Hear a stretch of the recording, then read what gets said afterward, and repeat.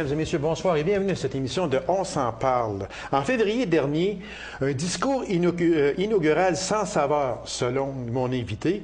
En mars dernier, un budget du ministre Bachand qui éclabousse encore une fois la classe moyenne. Alors, pour en discuter, je reçois le député du Parti québécois en Abitibi-Ouest et vice-président de l'Assemblée nationale, M. François Gendron. M. Gendron, bonsoir. Bonsoir, M. Lacasse. Monsieur Gendron, j'ai changé 3 fois. 3 fois parce qu'il se passe trop de choses. Mais je me dois de faire juste une petite mise au point très vite. Le 1er avril, ce n'était pas un poisson d'avril, mais la démission de M. Yvon Vallière comme président de l'Assemblée nationale. Et très vitement, l'enregistrement de cette émission-ci se fait le 4 avril en après-midi. Et la nomination du nouveau président ou de la nouvelle présidente, on ne le sait pas, de l'Assemblée nationale se fera demain, soit le 5 avril. L'émission est diffusée aujourd'hui le 20 avril. Alors, M. Gendron, on va voir si vous êtes un bon devin. Parce que j'ai lu une critique, un commentaire de Mathieu Turbide sur le Journal de Montréal du dimanche 3 avril. Et je vais vous lire juste un petit paragraphe et je vous demande de commenter, s'il vous plaît. Jean Charest a nommé Yvon Vallière dès qu'il a repris le contrôle du Parlement avec son gouvernement majoritaire en janvier 2009. Le premier ministre avait mal digéré de se faire imposer le péquiste François Gendron par le Parti québécois et l'ADQ en octobre 2008, alors qu'il était minoritaire. Jamais donc les libéraux ne voudront élire le député d'Abitibi-Ouest, qui est actuellement 3e vice-président de l'Assemblée nationale au poste de président. Au moment où l'émission va passer, c'est sûr que la nomination sera déjà faite. Ça fait un petit peu mal de se faire dire ça, M. Gendron? Non, pas du tout. Ce qu'il dit, d'abord, c'est le point de vue d'une personne, puis ce qu'il dit, il n'a pas l'air à savoir que le règlement a changé, et c'est les parlementaires et non le Parti libéral qui élisent les pairs. C'est le Forum des pairs qui élit le député. Président de l'Assemblée nationale. D'abord, c'est sûr que ça ne peut pas être une femme parce que les 3 noms qui sont sur la liste demain, quand les gens entendront l'émission, il y a 3 noms qui sont confirmés par le secrétaire général, puis c'est 3 gars. Alors, Mme Ouda Pépin? Non. Non? Non. Même si elle est vice-présidente? Non, confirmé, okay. réglé, parce que, justement... Non, c'est bon, parce qu'on est là pour les gens. Oui, pour... c'est les bons, les premiers pour s'habituer. Oui. Moi, je croyais, et je ne change pas d'avis, très sereinement, calmement, M. Charest n'a pas d'affaire à laisser voir qui contrôle l'Assemblée nationale. Ce n'est pas son forum. C'est un vote secret, monsieur? D'une part, non, mais plus sérieux que ça, c'est pas son forum. M. Charest, quand il est dans l'Assemblée nationale, il est à titre de député de Sherbrooke comme les 125 autres pareils. L'Assemblée nationale n'appartient pas au Parti libéral. C'est quoi ça veut dire? Depuis quand les gens ont perdu toute notion de valeur démocratique? Mais en étant majoritaire, il va nommer qui il veut. Ça, c'est le résultat. Mais vu que c'est un vote secret, moi, je fais appel à la conscience des parlementaires et non au Parti libéral, et non au caucus du Parti libéral. Okay. Moi, je ne vois pas de Parti libéral, puis ADQ, puis PQ quand je me présente comme éventuellement la personne pour être désignée dans le siège de président de l'Assemblée nationale. Moi, j'ai 125 parlementaires devant moi, puis je leur dis... Est-ce que c'est ce que vous me dites à moi que je vais croire ou ce que vous dites dans le caucus libéral? Moi, je vais attendre le vote, puis c'est le commentaire que j'ai à faire. Monsieur Gendron, juste pour rester dans le même plan, là, avant d'aller dans le budget et tout ça, les 2 leaders parlementaires, là, M. Bédard et M. Fournier, là, c'était supposé être beaucoup plus calme cette année à l'Assemblée nationale, mais ce sont de vrais enfants. C'est pas une sinécure d'être président de l'Assemblée nationale aujourd'hui. C'était censé être plus cordial, puis excusez, mais on se crie des bêtises d'un bord à l'autre. C'est vraiment enlever ça, cette période de questions-là. C'est quoi qui se passe là-dedans, M. Gendron? Ça n'a plus de sens. Je suis de votre avis qu'il faut être plus respectueux du règlement. Oui, sûrement. Il faut être plus respectueux des uns et des autres. Il faut qu'il y ait plus d'ordre, de décorum, de discipline, et c'est pas des mots. J'ai connu des présidents qui étaient dans le même forum, dans la même Assemblée nationale, avec la même partisanerie, puis ont su imposer leur ordre, discipline et décorum. Oui. Oui. Donc, ça peut se faire. Et moi, si j'offre Parce que moi, j'offre rien d'autre que mon expérience, le mettre au profit des parlementaires, ma crédibilité, ma réputation et mon nom.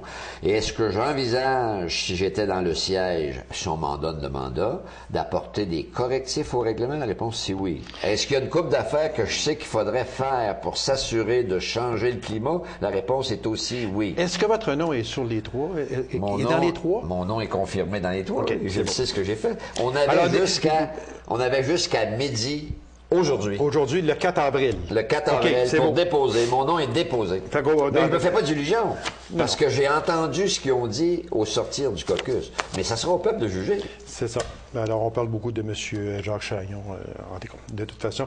Quand l'émission, elle va passer, ça sera déjà... Ça sera clair. Ça sera clair. M. Gendron, expliquez-nous pourquoi un discours inaugural à la fin de février, et je vais vous donner quelques points que vous avez dit vous-même après ce discours inaugural-là. Gouvernement en panne d'idées, discours creux. Charest veut fuir ses problèmes et hypnotiser les Québécois. Charest n'a pas la vision nécessaire pour diriger le Québec. C'est allé loin, ça, monsieur Gendron? Non, c'est allé à 82 d'appui populaire. Moi, j'ai toujours pensé que quand je suis appuyé avec l'opinion publique, je suis en voiture. Donc, vous avez raison, vous, comme intervieweur, de poser la question telle que vous l'avez posée, mais c'est pas d'aller loin. Moi, je me sens toujours confortable quand je reflète l'opinion du peuple. Et le peuple, il était à 78 de désaveu, il est rendu à 82 points de moins après le budget à le discours inaugural. Donc, il y aura du monde qui pense la même chose que moi. Et je suis à l'aise, M. Lacasse, quand tout le monde pense Vous avez l'air d'un gars à l'aise entre les cas, M. Gendron. Ben, je le suis très à l'aise. Moi, quand je pense peuple, puis que je suis collé à la réalité du peuple, je suis en voiture. M. Gendron, dans le budget, frais de scolarité, 325 par année pour les étudiants. Ça, là, on n'en discutera pas tout ça parce que je veux revenir sur ça un petit peu plus loin. Mais la régie des rentes, augmentation de 0,15 par année. Ça, à mon avis, à mon humble avis, je trouve que c'est un très beau geste. On a dit la même chose. De poser, parce que c'est pour consolider un fonds de retraite des Québécois. Plaidez pas davantage, c'est une bonne mesure. Et pas parce que je le dis, là, pas parce que je le dis. Vous le dites, je le dis, tout le monde le dit. Le lendemain, par l'apparition du budget, 87 des gens adhéraient à cette mesure logique. À cette mesure-là. Taxe de vente de 1 contribution santé, 25 que l'on vient de faire sur nos rapports d'impôt de cette année, 100 l'an prochain et 200 dans 2 ans. Problème, est-ce que le problème du gouvernement, est-ce qu'il n'y a pas un problème, n'est-il pas un problème de dépenses? Exact. Et non pas de revenus. Exact. Parce qu'il y a des revenus. C'est donc dire on dépense trop pour l'argent qu'on reçoit. Ben, c'est plus qu'il y a un bon contrôle pour les entrées d'argent, puis il n'y a aucun contrôle pour les cibles fixées pour la sortie d'argent. Alors, c'est pas juste qu'on dépense trop. Il y a du gaspillage, il y a encore des primes. Prenez le journal d'aujourd'hui encore. Ouais, des primes invraisemblables, la rectrice de Concordia. Ça, on va en venir, M. Gendron, sur ça, là, parce que ça va aller là, avec les frais de scolarité. On va tout mettre ça là-dedans. Moi, je veux juste illustrer qu'on pourrait additionner une série de gaspillages, la bastarage de commission insignifiante qui n'a rien donné. Puis, non seulement elle n'a rien donné, mais on apprend que l'avocat de M. Charest était payé différemment sur un tarif différent, puis on lui demande juste des factures, puis on peut même pas les avoir. Alors, ça vous donne une idée comment il y a eu du gaspillage. Donc, tu peux pas, d'un côté de la bouche, dire nos revenus, tels que prévu, ça, c'est la poche de vos contribuables. Oui. Les revenus, c'est votre poche. Donc, dans votre poche, on se trompe jamais. J'allais employer un mot vulgaire que j'ai pas fait, là, parce que le jeu de mots était trop facile. On se trompe jamais là. Mais dans les cibles fixées, pour les dépenses ciblées, on est toujours over. Oui, puis on va en parler justement tantôt, M. Gendron. La dette, 234 milliards, si on inclut les manques à gagner des municipalités, des hôpitaux, Hydro-Québec, etc., ça va s'arrêter où? Ah, ben ça va s'arrêter quand les gens... Il va falloir que ça aille une fin. Oui, il va falloir que les gens s'arrêtent ça quand ils vont changer de gouvernement, parce que le plus dépensier en Amérique du Nord en termes de contrôle des finances publiques, c'est ce gouvernement actuel. Il rencontre pas ses cibles, puis il pèle. Rappelez-vous, quand je vous parlais d'infrastructure, j'ai rien contre ça. C'est beau, je suis pour ça. Il y a trop de bois dans la fournaise.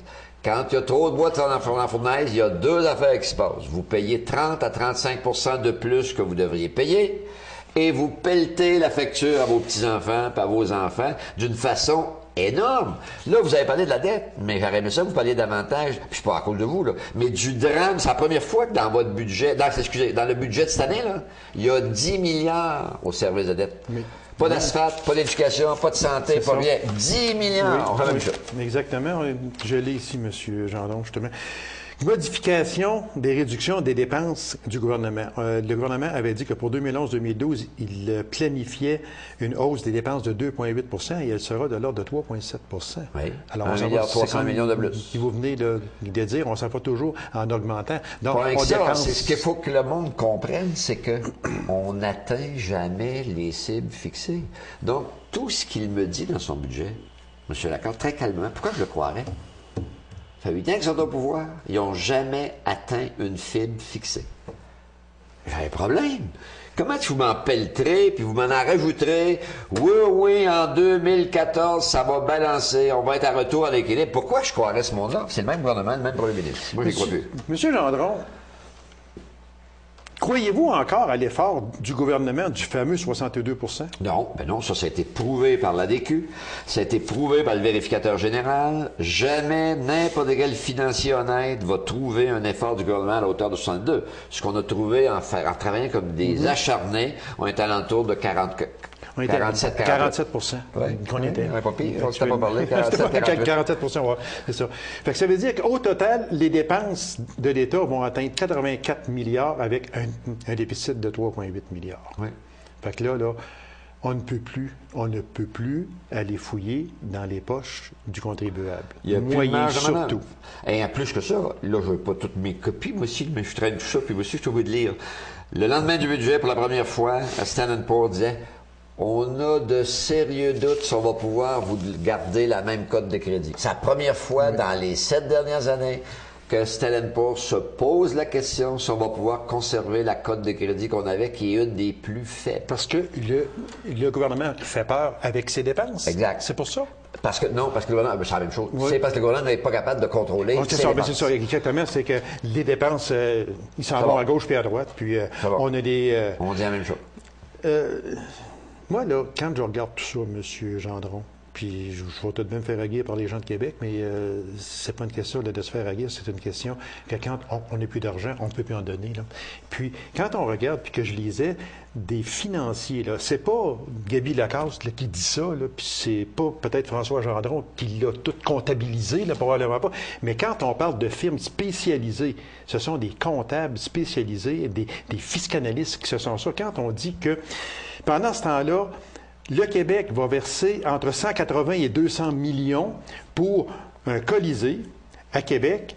Puis si on ajoute, et c'est là que les financiers entrent en ligne de compte, si on ajoute à ça les intérêts à payer, on parle d'un versement de 20 millions par année pendant 25 ans. C'est donc dire qu'on va payer le Colisée de Québec 500 millions. On va verser 500 millions dans le Colisée de Québec. Monsieur Gendron, est-ce qu'on a les moyens de faire ça, là?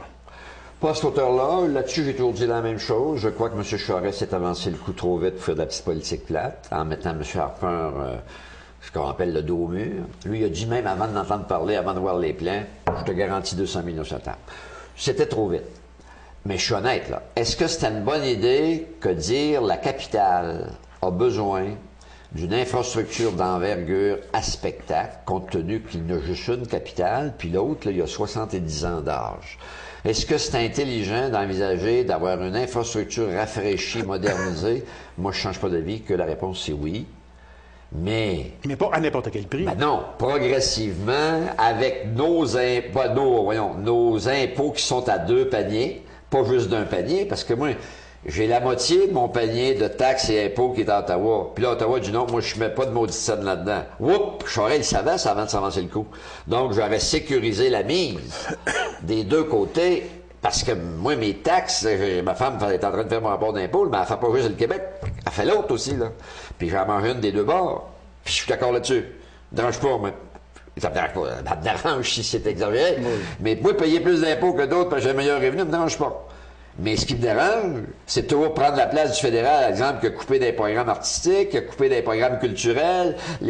Puis là, nous autres, là, on se déguise en gouvernement national sans l'être. Parce que notre ami premier ministre, là, lui, il est provincialiste à mort, mais pas dans le budget, puis pas dans la décision qu'il prend. Il fait comme s'il était le roi de la nation souveraine du Québec. Vous, là, vous êtes là, M. Gendron, là, à Québec. Bon. Le Colisée, il est à Québec. Le nouveau Colisée va se construire à Québec. Vous êtes là, sur place. Qu'est-ce que les députés du Parti québécois, je ne parle pas là, des libéraux, là, je parle de votre parti à vous, qu'est-ce que les députés du Parti québécois pensent de cette injection de près de 200 millions de nos finances à nous autres pour mettre dans une bâtisse? Je le rappelle à la population, mais je viens de le dire, ils pensent 3 affaires. 1, M. Charest a été imprudent en s'avançant trop vite sur la somme de 200 millions. C'est pas du latin, ça. Non, mais c'est ce que vous pensez, vous, mais c'est Non, ce que non, les ça députés du Parti québécois... OK, c'est bon, OK. position Non, d'équipe. c'est ça que je voulais savoir. Là. Position d'équipe. C'est parce que j'ai OK. compris que je vous répète ça. Deuxièmement, non seulement il s'est avancé trop vite, mais il aurait dû négocier mieux avec son homologue comme premier ministre canadien avant de le peinturer dans le coin puis débottouer. Parce que là, il savait qu'on ferait de la petite politique au lieu de faire un dossier financier, comme toutes les infrastructures se sont financées à l'intérieur d'un programme avec un partage de la fiscalité, genre 40-60. OK. Parce que là, on parle de 45 d'une facture possible de 400 millions. Exact. Mais jamais structure n'a coûté moins ou le montant exact qu'on a dévoilé. Ça, et vous le savez Autre très bon bien. point de vue, la plupart des infrastructures de ce niveau-là coûtent toujours un peu plus cher que ce qu'on a prévu. Et en conséquence, vous ne venez qu'ajouter une raison additionnelle qu'on aurait dû l'attacher avant plutôt qu'après. C'est un chèque en blanc, autrement dit, qu'on a donné à M. Labaume, ou à peu près.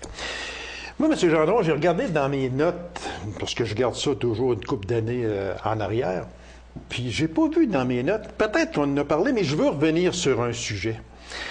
Sur le sujet de, bon, comment vaut Hydro-Québec aujourd'hui? On parle là, si advenant le cas que le gouvernement déciderait de vendre Hydro-Québec, comment vaut Hydro-Québec selon vous aujourd'hui? Pour être franc, j'aurais dû le savoir, je sais pas tout, Non. mais non, c'est parce que M. Non, Lacombe, non, je peux c'est pas ça. Non, tricher puis mentir. Mais on a ça dans nos documents Mais à Québec. est-ce qu'on peut parler de 125 milliards ou quelque chose de même? On peut-tu C'est- aller oui, à peu près c'est là? le chiffre qui tourne alentour, c'est ça. La fourchette que j'ai toujours vue, là, c'est 110, 120, puis il y a des évaluations qui vont jusqu'à 140. OK. Fait que ça veut dire entre 110 et 140 milliards. Disons Oui. qu'on peut s'entendre là sur ça. Est-ce que un jour prochain ou futur, est-ce qu'on peut penser qu'un jour, on pourrait privatiser Hydro-Québec? Est-ce qu'on pourrait le vendre à des intérêts privés La pour réponse. améliorer les finances du Québec, disons? Bon, moi, je suis convaincu que ce ne sera pas une bonne idée.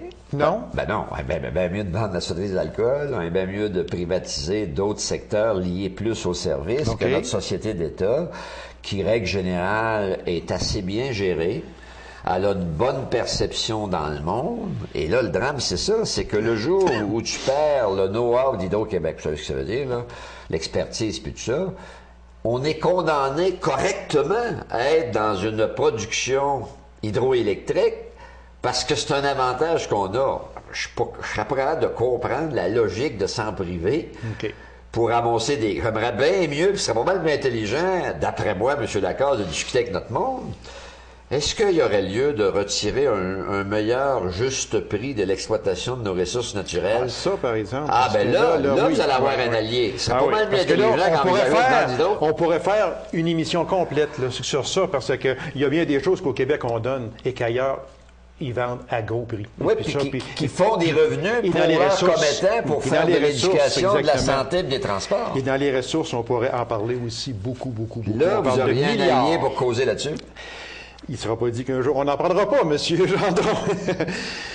Je veux en revenir, M. Gendron, aux étudiants. Tantôt, on regardait ici frais de scolarité, plus 325 par étudiant par année. Bon, ça, là, les étudiants sont montés aux barricades. La population, en général, est là. Bon, ben garde, c'est pas grand-chose, 325 .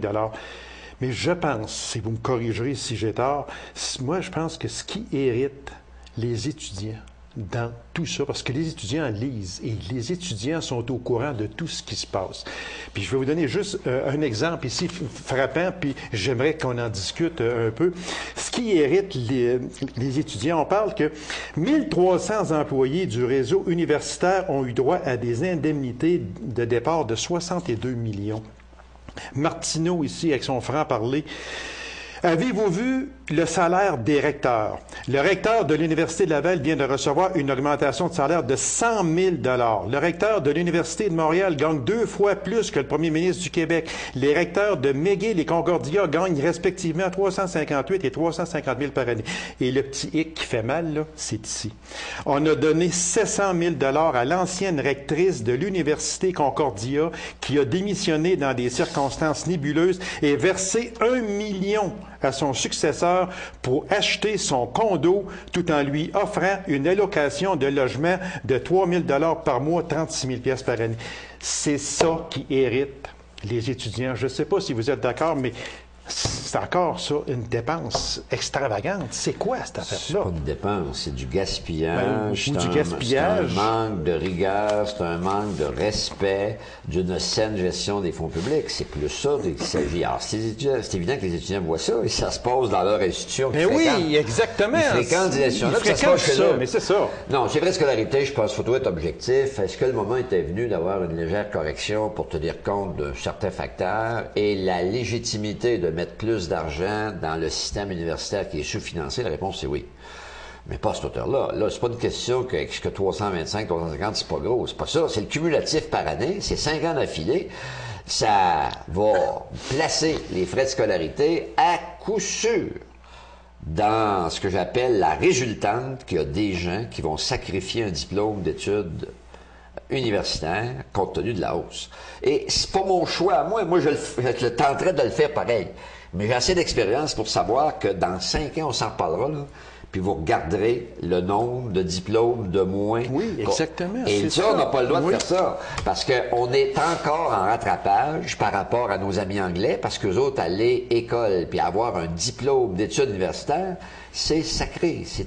Faut faire ça en faisant plus de sacrifices que les nôtres. Donc, on a un double écart encore à combler, là. Et le gouvernement aurait dû savoir ça. Donc, les frais de scolarité, c'est pas une question de toujours, je veux le gel à la vie, toujours, jamais une scène. Mais il y a un bout pour clencher. Là, ça me fait penser à l'assurance stabilisation des producteurs agricoles. On leur a donné un premier coup de 2 par 4 qui a eu comme perte. Puis là, on dit, vous allez en prendre un autre coup de 25 %. Oui, mais on dit, on n'est pas capable, là, parce qu'il va y avoir des conséquences, là. Et là, on est rendu en Abitibi, là, puis j'impute mes 2 chers collègues, y compris mon ministre régional. On a 46 fermes de moins en Abitibi, là. On est-si mieux, là? Oui, parce que j'en parle souvent puis avec ces gens-là prétendent qu'ils sont pour l'agriculture. Comment ça marche? J'en parle avec monsieur le président de l'UPA, monsieur Comeau, que je reçois ici assez souvent, puis on s'arrache les cheveux, très souvent. Le BAP, avec le gaz de schiste, est-ce que c'est un moratoire déguisé? Bien sûr. Pour bien paraître, on ne veut pas de moratoire sur le gaz de schiste, mais le BAP dit, mais là, on va... Vous savez lire, M. Lacasse, c'est clair que c'est un moratoire. Moi, j'ai jamais eu peur des mots exacts. Moi, si j'ai de quoi à vous dire sur porter des lunettes, je ne commencerai pas à niaiser, je suis pas sûr, ça dépend, je les vois. Alors, c'est la même chose. Le rapport du BAP, très clairement, a dit à 3-4 reprises, seules quelques expériences de fragmentation vont être autorisées pour améliorer le savoir, puis dans tous les autres cas, aucun permis d'émis. Ça s'appelle un moratoire dans le jargon convenable. Mais écoutez, c'est nous qui avions parlé de moratoire. Pensez-vous qu'on peut accepter ça? Donc, les libéraux se sont arrangés pour que le mot figure pas, pour dire, on a raison, il n'y a pas eu de moratoire. C'est pas vrai, et c'est une décision intelligente. Le BAP a été courageux, responsable. Oui, moi, ça m'a surpris. Honnêtement, le BAP m'a surpris. Il a pris une décision respectueuse et intelligente dans les circonstances. Le plan Nord. Oui. Le plan Nord, on en parle depuis 2008. Moi, j'ai beau essayer de lire partout, j'essaye de me renseigner, puis je comprends pas. Peut-être que c'est parce que, je sais pas, l'instruction me manque ou je sais pas quoi, mon dégât. Un fonds de 500 millions sur 5 ans, on en parle depuis 2008. Le plan Nord, il est rendu où? C'est quoi? le plan Nord? Puis, quelle devrait être la place de l'Abitibi-Témiscamingue dans le plan Nord? Ben, honnêtement, là-dessus, même, puis là, au risque de déplaire à des gens, moi, là, j'ai toujours donné la vérité. Moi, la place, là, on va la gagner, notre place, quand l'alimentation va provenir de notre région. Oui, ça, c'est un quand gros nos point, firmes d'ingénieurs vont être dedans. Donc, je m'en fous, moi, là, que ça soit écrit, il y a une table, il y a un rond, puis il vient s'asseoir dans une discussion qui finisse plus. Moi, c'est pas ma tasse de thé. Ça me dérange pas, là. Puis d'autant plus que c'est pas tellement exact parce que notre université est présente, parce qu'elle enseigne dans le 10. C'est vrai. Notre université est très présente dans le 10, puis j'ai bien confiance en mon université. Pas ça, le fond du dossier. Le fond du dossier, c'est arrêter de souffler dans la balloune, s'il vous plaît. Le plan Nord, là, ça ne sera rien d'autre qu'un extraordinaire registre dans lequel on va colliger pour les 25 prochaines 30 années les activités qui vont se faire dans cet immense territoire plein de potentiel. Exactement. Cependant, on arrive tout à la même place avec le mouvement libéral. Ça prend des images fortes. M. Charest est un excellent spinner, faire du spinning, puis il dit des affaires, la moitié de la presse achète son stock, puis là, ils sont dans l'espéranza. Et dès que tu en reparles, ça fait encore la nouvelle. Il n'y a rien de plus. Il n'y a pas rien de concret. Vous l'avez dit, allez sur Internet, dit, je vais avoir une copie du plan Nord. Vous allez recevoir du papier qui dit, on a des réunions de travail, on a des tables, le développement ne sera plus comme avant. Je sais tout ça, moi, là. Je n'ai pas moi de plan Nord pour ça, là. Je sais tout ça, là. Puis, en passant, les gens qui habitent le territoire, là, ils accepteront pas de dire, c'est le gouvernement qui va dire qu'est-ce qu'on fait. Non. Dans le futur, c'est les gens qui habitent le territoire qui vont dire, tu nous accompagnes, mais on fait ça comme ça et comme ça. Donc, c'est un beau truc publicitaire. Ça fait aucun doute. Ils sont habiles à mort dans les images. Puis le plan Nord, c'est une étoile de belle image parce que, qu'est-ce que vous voulez? 55% de notre territoire, M. Lacasse, dans tout le Québec, il est là pour les 25-30 prochaines années. Exactement. C'est 2 fois et demi le territoire de la France. Plan Nord ou pas, où vous pensez que le gros des ressources hydroélectriques vont se développer dans le futur? Sur l'île de Montréal, c'est bête, non? Même chose pour les grands projets miniers. Pas sur le 20 Même et la chose, 40 non voilà, plus, ça, même c'est sûr chose que pour non, la c'est faune, ça. même chose pour la conservation des espèces. Exactement. C'est tellement grand qu'il y a 50% du territoire qui se passera rien, puis ça va être ça la nouvelle. Le monde va applaudir. 30 secondes, M. Gendron. Old Harry, des retombées économiques de 9 milliards pour le Québec. C'est signé, c'est fait. Oui. Oui. C'est quand même bon. C'est Oui. excellent. Ah, ben c'est excellent. Sauf que là, si vous oubliez, en même temps, on a remis en arbitrage la ligne. Donc, puis là, on a eu le culot de répondre qu'on va avoir 100% des redevances. Mais 100% de quelle redevance? C'est cette question-là qu'il faut poser. Si je tasse la ligne, puis que là, 90% d'Old Harry est plus chez nous, j'aurai 100% de 10%. Alors, 100% de 10%, c'est loin de 100%, donc applaudissez pas trop vite. Monsieur... Attendez de moi. Monsieur Gendron, Legault avec l'ADQ ou l'ADQ avec Legault? Moi, j'ai assez de mon jardin. Ah non, mais Non, regardez, c'est quand même un de vos grands amis, M. Legault. Je respecte Ça M. a toujours Legault. resté amis, pareil. On va rester amis parce que les valeurs des êtres humains dépassent... mais là, j'ai des problèmes avec ses convictions, mon ami François, parce que... Mais c'est parce que c'est Je suis convaincu. plus les mêmes que les vôtres. Non, c'est pas ça. C'est parce que j'aime pas les gens qui disent, regarde, j'ai les mêmes convictions que toi, François, mais là, je les mets au frigidaire. Moi, je peux pas tout mettre mes idées au frigidaire, j'ai la peur qui gèle pour longtemps. Ah, mais le printemps s'en vient, Oh, Monsieur Gendron. ben. Monsieur Gendron, merci infiniment. Bienvenue. Et puis, on va sûrement se revoir pour Ben, je l'espère. une autre émission parce que c'est vraiment Tout très à fait. intéressant. Merci beaucoup, Monsieur Bienvenue, Gendron. M. Lagarde. Bonne journée. Alors, Bonne mesdames et soirée. messieurs, Merci. Merci d'avoir été là. Et on se donne rendez-vous à une prochaine émission de On s'en parle. Au revoir et bonne semaine.